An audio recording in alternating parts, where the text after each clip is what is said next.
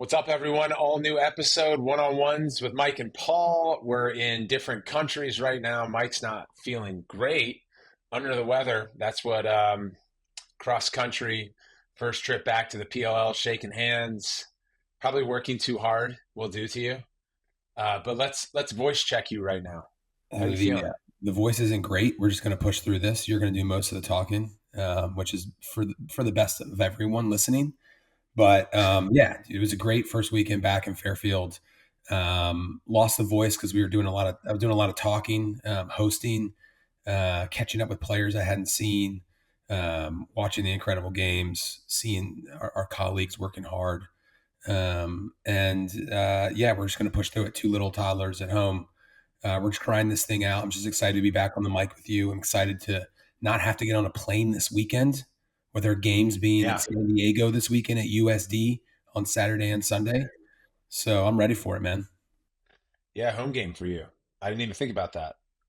And then you're on a plane to Baltimore for our professional lacrosse Hall of Fame dinner and ceremony, and then that doubleheader in Balto. Then we finish up in Denver and Salt Lake. Playoffs are right around the corner. Season's flying by. It's flying by, man. And playoff pictures starting to come together too, which Yeah. is scary. There's still a lot of work to be done with these teams, but this year only 6 teams make the playoffs. Last few years it's been seven, right? And so I think there's going to be some real stress that we're going to see, and some hard gameplay from the bottom two teams trying to get out of the bottom two, and they're still within striking distance, but it's becoming farther apart. Yeah, well, I mean, the Maryland Whips have two wins, and then California Redwoods have two shots at it this weekend to get either level or potentially ahead, depending on how the Whips do. The Archers have the bye this coming weekend. And then the Philadelphia Water Dogs, with the legend Bill Tierney, have lost more one-goal games than I can remember a team having in a season, maybe since the first year. So they're still, by all accounts, on the ground from players.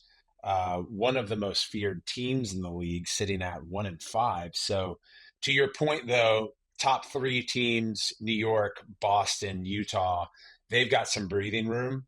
Our resident expert, Andrew Manning, who, by the way, in the cafeteria of Albany, predicted to me that the New York Atlas would be the PLL champions in 2024. He also said they would play against the Whips for the final in Philadelphia. He may have gotten that part wrong, but we'll find out. The Whips make the playoffs. With Jim Stagnini, you can make a run. Andrew Manning said you need to get to 4 wins to be in contention. So you're talking 3 W's for the bottom two out of the final 4 or 5 games, depending on who you are in your bye situation. So we've got some stuff cooking. Every game matters. Every game matters. We have a big game on Sunday, July 28th at 3 p.m., right? The Water Dogs versus the Atlas on ABC. The Atlas coming off a close loss to the Cannons, but like we just talked about, the Water Dogs, they're the best one team win in the league, probably, right? They've been back to back, been to the championship about the last 2 years. They went to the championship series, right? This is an incredible team. Lost their first 3 games by 1 goal. Liam Burns is out, their captain on defense, with a wrist injury. Hopefully, he gets back soon because he's a real backbone that no one talks about in their defense. But they're one roll dodge away from Connor Kelly hitting that 2-pointer to tie the game against the Outlaws, and a lot of their games have been like that. So I think that's going to be a water dog fight on ABC on Sunday. Yeah, it was cool to see the Outlaws respond the way they did after their game against New York in Boston 2 weeks ago, getting absolutely bulldozed by that New York Atlas team, and then responding with their new sort of stand-in captain, Eric Law, who's a legend in Denver in his own right. He popped two in, and the safety goal in the fourth quarter. It's good to see Elaw do some damage on Throwback Weekend, which a game on ABC last weekend. It was a heavyweight fight between New York and Boston. The first half was one of the most exciting first halves I've seen in PLL history. It was score, score, score, score. We had a 4-man booth in the second quarter. Dan Orlovsky joined Paul Carcaterra, Ryan Boyle, and Jay Alter, who was on the sticks for the first time all season. It was good to hear Jay do play by play, but the weekend was packed with energy, with outstanding jerseys tied to home cities. We had great people visiting the game, from president of content at ESPN and Burke Magnus to Chris Kreider, the New York Rangers. The list goes on and on. What maybe was your favorite part? Oh man, it's hard to say. I just, like I said at the beginning, I got the chance to catch up with a lot of our partners that were there, our staff, a lot of potential new partners. That's part of what we do when you and I are there. We host, when a brand comes on at the PLL or any sports league, they go to the events to check it out first. They're not just going to blindly place their money with anyone. And so the marketers will come out and see the product. And so often what we're doing is we're talking to prospects that we've been in conversation for anywhere from a week to a year, right? Showing them, talking to them, walking them through it, getting them to see the gameplay. If they're not familiar with lacrosse, oftentimes they are. So I actually was doing so much of that I didn't get to watch as much of the games as I wanted to, which is one of my favorite things to do. But I was fortunate enough to be able to sit down finally and watch the last quarter of the Maryland Whip Snakes versus the Carolina Chaos. And that's a rivalry game to me. Those guys, it's a rematch of the 2021 championship. And then to see Shane Knobloch hit that game winner was fantastic, right? And it's just that was just a big time heavyweight game, a back and forth game, with a lot of action, a lot of physicality, and incredible players. I love Tucker Dornovic. He's one of my favorite young fellas in the league. A good relationship with him, and it was amazing to see him bolt out of the midfield fast and furious like he did last year. He's been out with a stress fracture in his foot, so being able to watch that last quarter of that game to me was really really great. Yeah. Well, Tucker had perhaps one of the best responses I've seen from a stress fracture. So it happened at training camp in practice one. Before they even suited up, he was going through his warm up routine and put a stress fracture on his foot. And he had been out all the way through All Star break. His first touch out of the box sweeps left to right down the alley and scores on the run against the best goalie in the world in Blaze Rudin. And you're like, oh boy, they really missed him. Adding a layer to that game, that was a survival game. And Carolina with a huge overtime goal from Knobloch, the rookie out of Rutgers, to give them 3 wins and keep the Maryland Whips at 2. Staring down potentially, a race to the sixth place position, as we talked about earlier. So want to give a shout to Jake Bernhardt. I thought he was great. He was up and down the flanks, scoring, making assists. It was like an old school Jake Bernhardt from the Ohio Machine days, Team USA days. He has really stepped it up. Other guys have stepped it up that are veterans in the league. Marcus Holman, Garrett Epple was fantastic, really limiting the most potent attack unit in the league in the New York Atlas, where I think they registered 3 points between the three All-Stars, and Jeff Teat was 2 of those points, breaking the all-time points record in the PLL. So it was cool to see Teeter do that and see that sort of commemorative ball get passed to the sideline, tape rolled over it. 45 points. I'm sure he'll take it north of 60 would be my guess before it's all said and done. And then a few other folks. So to underscore Mike's point around hosting, we hosted the creative director of Toomey. That's an example. That person is a member of an organization called Patal, which is this huge CMO network that we're a part of. And our SVP of partnerships, Maddie Lee, kept that relationship alive, brought him to the event. He had an amazing time. Other folks from ESPN, John Lasker and Emily Horowitz on the streaming side, wanted to give them a shout out. One of our investors, Andrew McKenna, would be seen front row on Pres Row, and then someone like Kevin Law, who's an advisor to Mike and myself, and Ezra Kuchar's. Like it was a dense weekend, which, by the way, back-to-back days sold out. Investors, partners, great games, action. Anything else to add before we go to questions? I mean, it's a neutral site. We love Connecticut. If anything, right? Like we had to, shut down sales.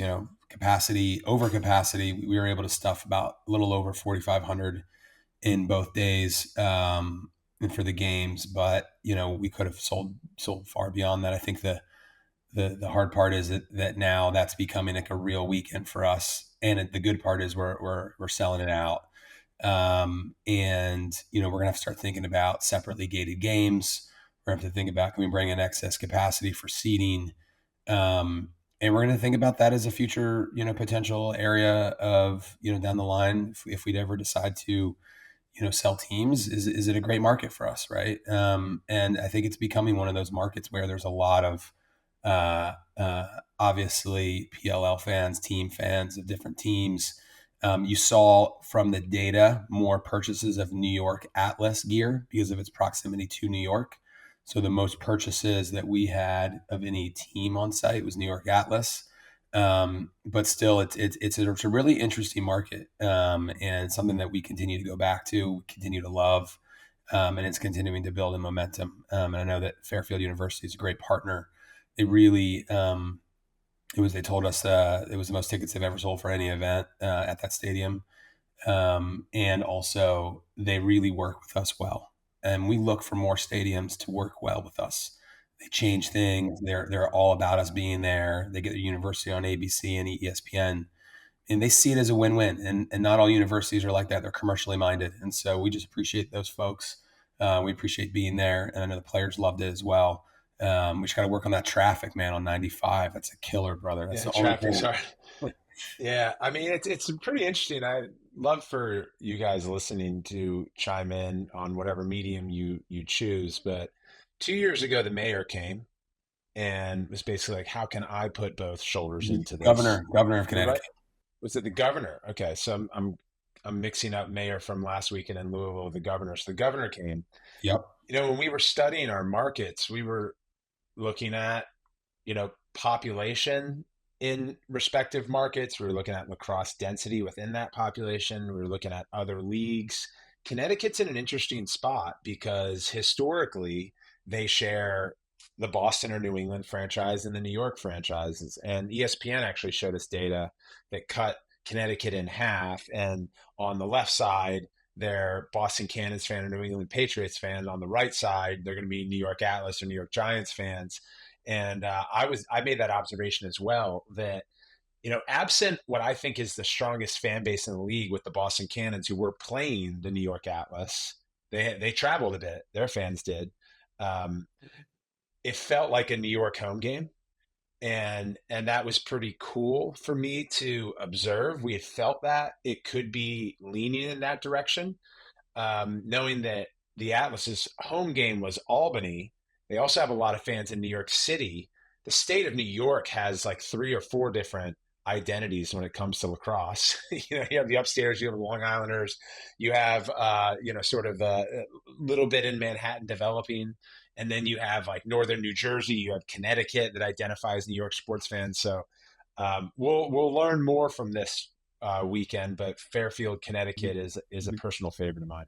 It's a personal favorite. And now we're back to home city market with the Redwoods in San Diego, like we talked about coming up, right? The Redwoods are in need, like you talked about, are in need of a couple wins, man. And I'm gonna back guys like Rob Pennell, who's a great leader, to get that locker room together, to get their strategy together.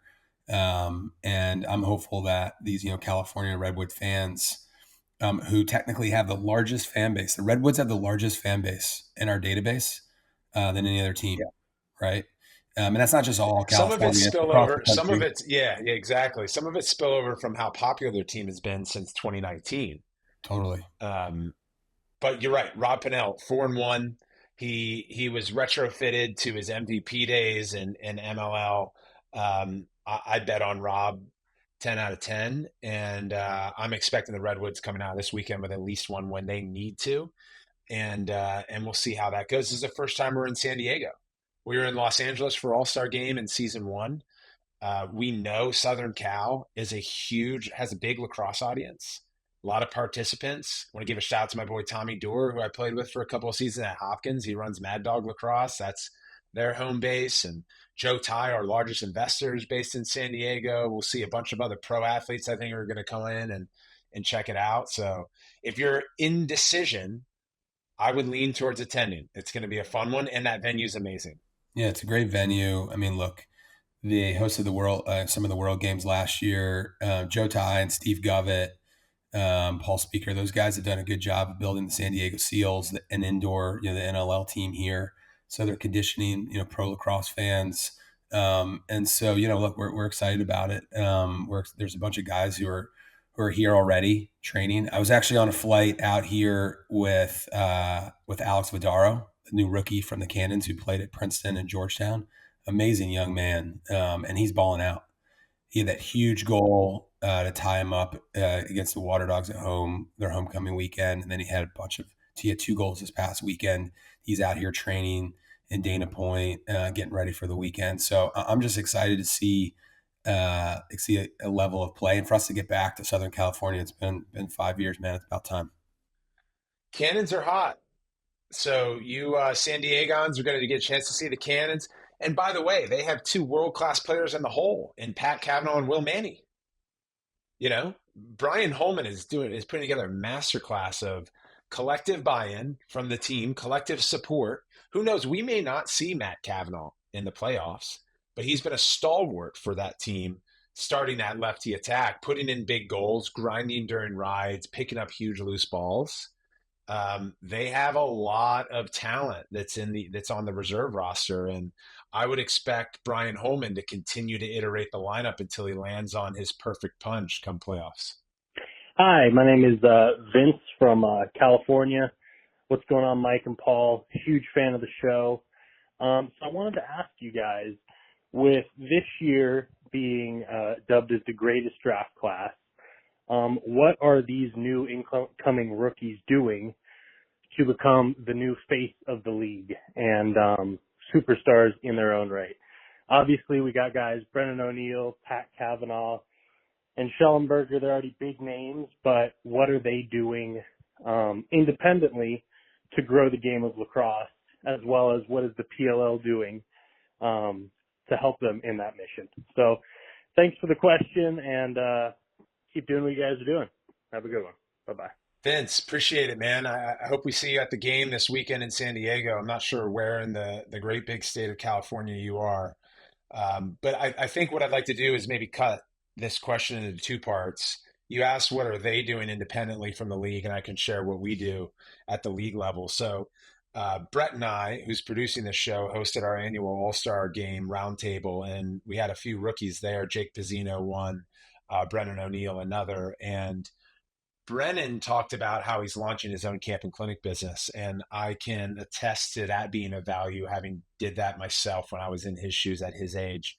And that's real, like, grassroots community building, loyalty from fans, relationship building, not just with young participants, but their parents and other youth group organizers. That is a way to build a really deep connection. And I know that Pat Cavanaugh already has one. I know Schellenberger already has his event business set up. That's critical. The other piece is you're starting to see more players, especially rookies, post on social more to continue to aggregate audience and to let people inside their lives. As Burke Magnus said on broadcast, who is the president of content at ESPN, part of our job as a league, part of his job as a network is to dive into the stories of the players and humanize them in a lot of ways. But we've learned in this modern era of media, no better person to create a connection on who they are, what their hobbies are, what they're interested in, things away from the lacrosse field than the players themselves. And that I can use to segue into part of what we do at the PLL, which is social media support.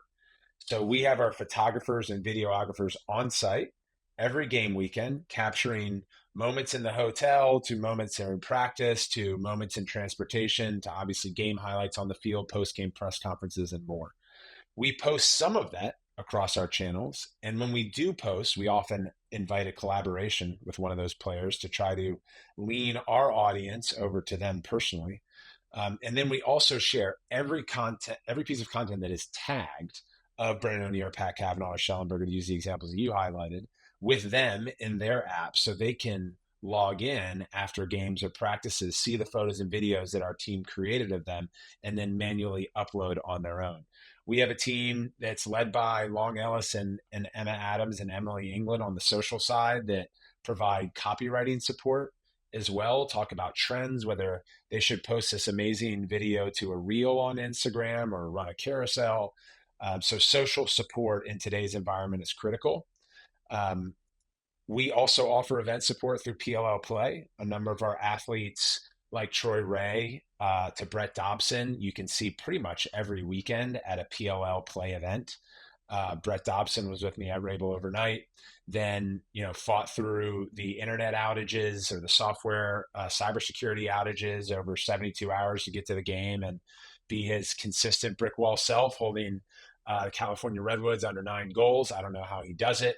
Some of our players also work with our assist team, which is our 501c3, whether it's Goals for Greatness or other events.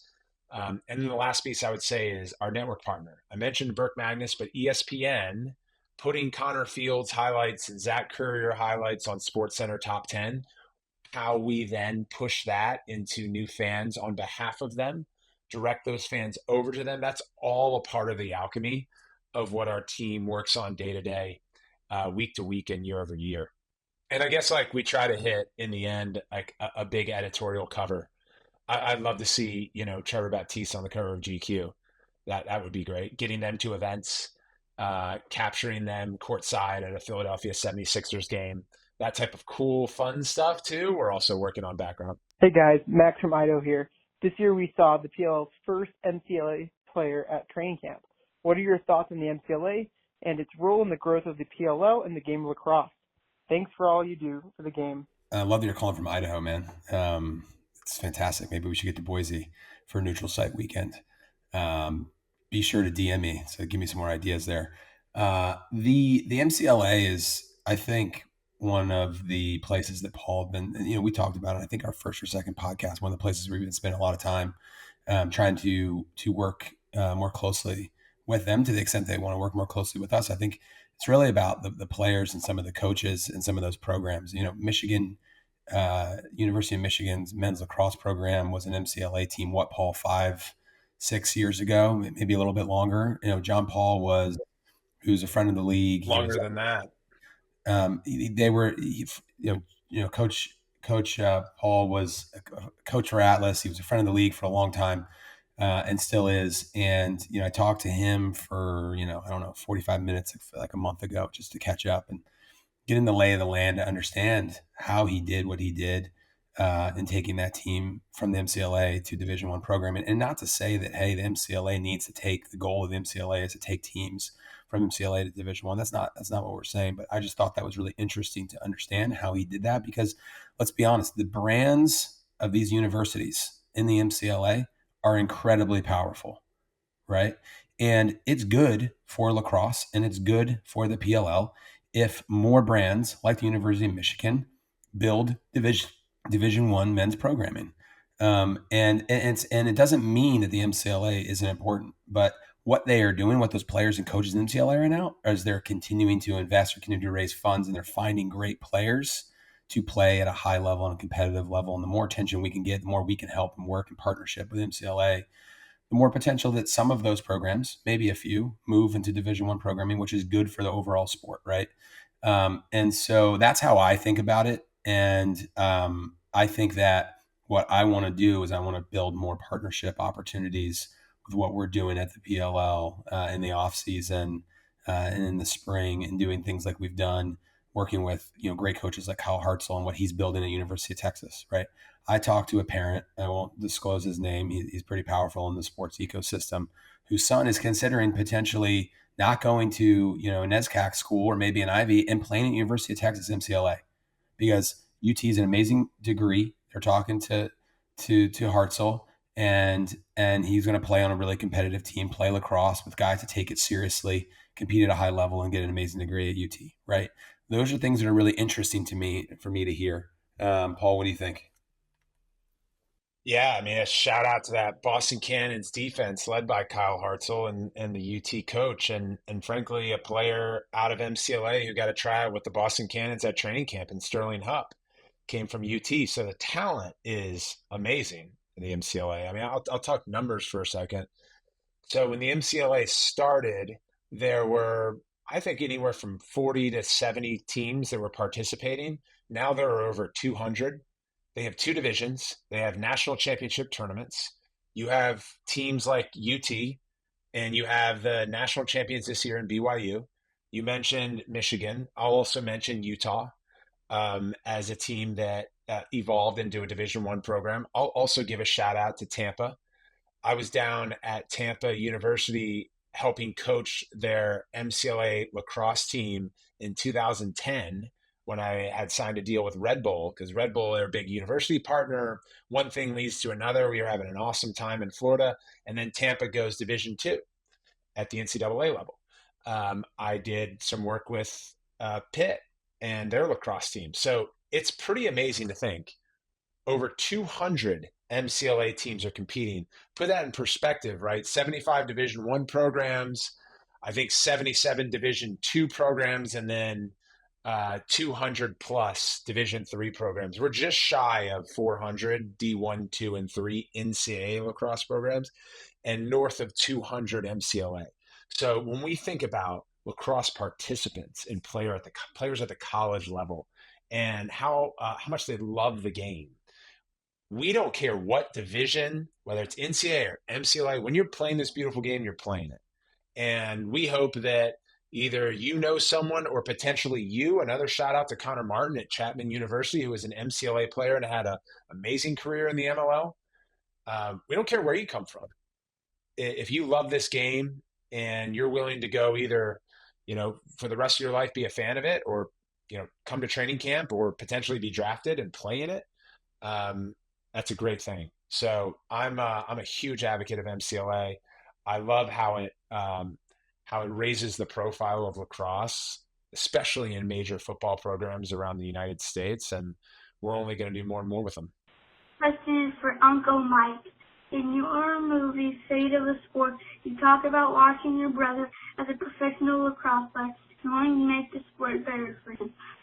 How has becoming a dad changed the way you look at your role in making pro lacrosse and pro sports overall better for guys joining the league and kids coming up through the system? Okay, bye.